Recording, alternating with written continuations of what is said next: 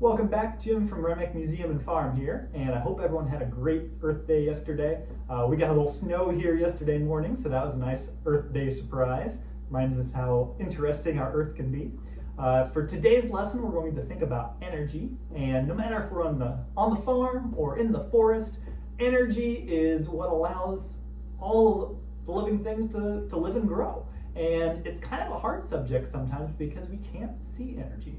But hopefully through some observations and activities, we can think about how important energy is and where that energy comes from on Earth and how it kind of moves through our ecosystems. So for today, what we need to do is our first activity is just to go outside and get some observations. So wherever you have available, and then again, if you don't have really a great outdoor space available to you right now, you can maybe look out the window or just do some research and think about some animals that might be in your area. But for your research, definitely grab a notebook so you can write down all those great observations you make. If you want to be super specific, you can grab some field guides, identify those creatures. You can even just put that on some paper, but you'll need some paper, whether it's in your notebook or otherwise. And then we just need some water and some containers. Ideally, like on my graduated cylinder here, I've got up to 100, and 100 is a great number for this activity because I can divide.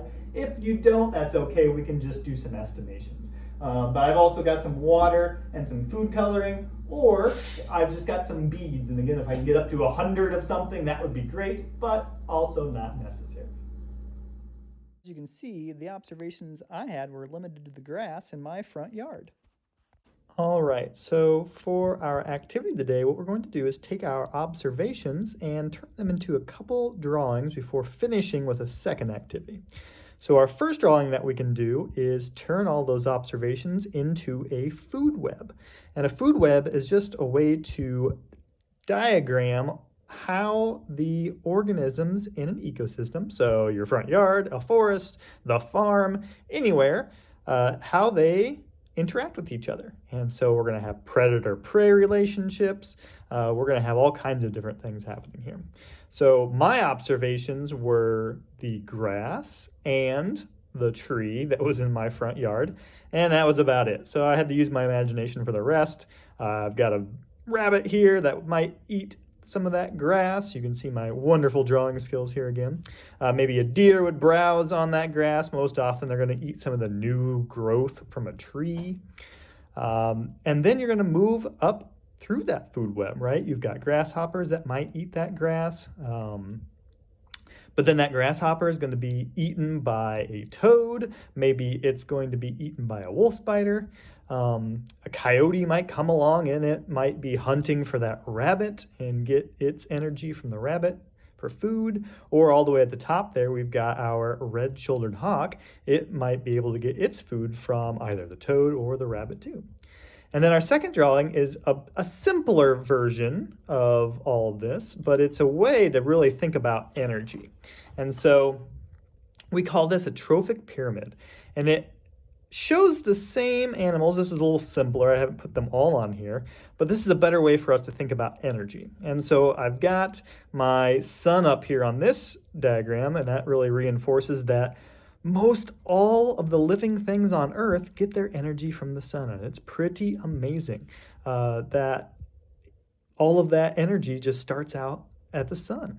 And plants are really how that happens. It's really amazing. They're able, through photosynthesis, to turn that energy from the sun and things like carbon dioxide into the energy. And then the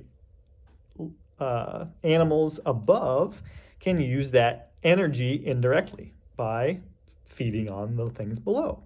And so we've got our grasshopper again as a primary consumer. So it's eating the grass that we consider a producer or a primary producer. Again, it's getting its energy from the sun. And then that grasshopper is going to be eaten by the toad, and the toad gets its energy from the grasshopper that got its energy from the grass. And then there at the top, again, we've got our red-shouldered hawk, which gets its energy in this diagram from the toad, which got its energy from the grasshopper, which got its energy from the grass, which got its energy from the sun.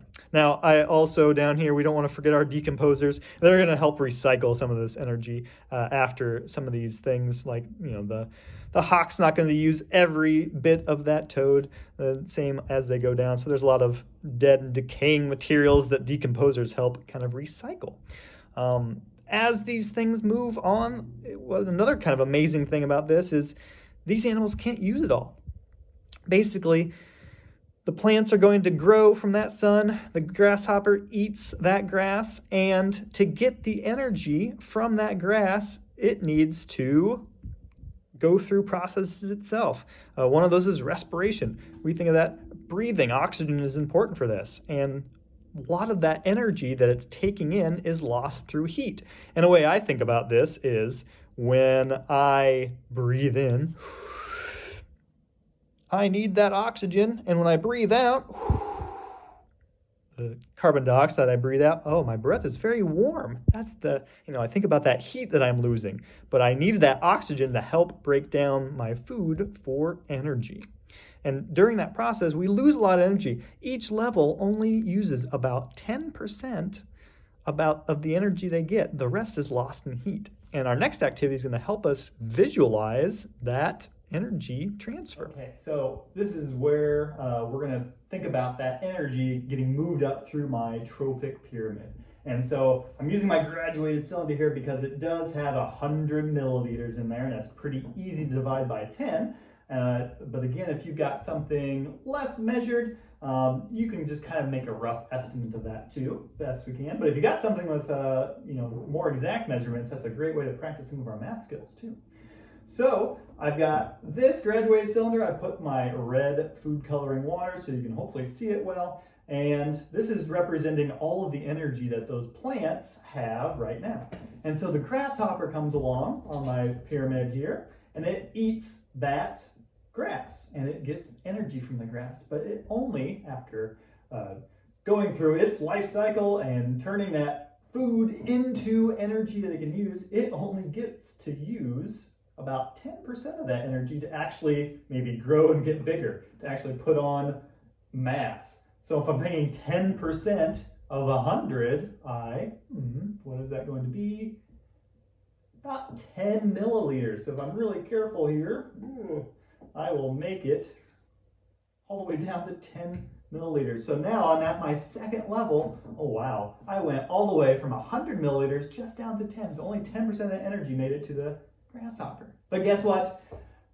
That poor grasshopper, the toad comes along and it's going to get its energy from the grasshopper. And so that energy now is going to move up to its next level. But again, just like before, kind of on average, that toad's only going to get about 10% of the energy here. So if I've got 10 milliliters of water, I'm only going to have about 1 milliliter of water left after all that heat is lost for that toad to be able to add to its weight.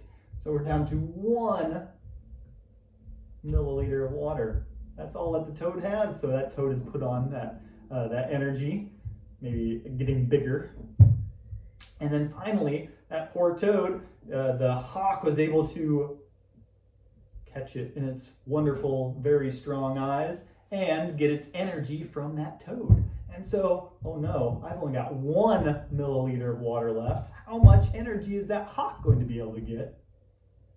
Oh boy.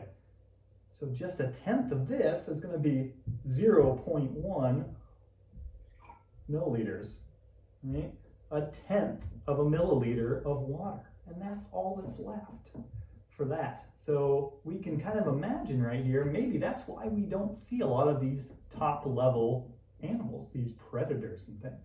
Now again, if you don't have any food coloring at home too, or you'd rather not risk the mess, you can also use something else. I've got a whole canister of beads up here. This might be a helpful thing to do as well, right? If I start out, there's 100 beads right in here. Again, those beads are representing that energy for this activity. So that they've got 100 energy here, and the grasshopper eats that. It's only going to get, 10% of 100, right back to 10. And then as we go on, we can use those beads. And so that's just kind of a fun activity that helps us think about how little energy really ends up being left at the top. All right, so that's our activity for this week. I hope you had a lot of fun. Hope you made some really cool observations. Again, I hope everyone had a great Earth Day. If you're following along on YouTube, make sure you like and subscribe to keep getting these videos each week. If you're following along on Facebook, you can like us as well. And I hope everyone has a great rest of the week, and I will see you again soon. Bye.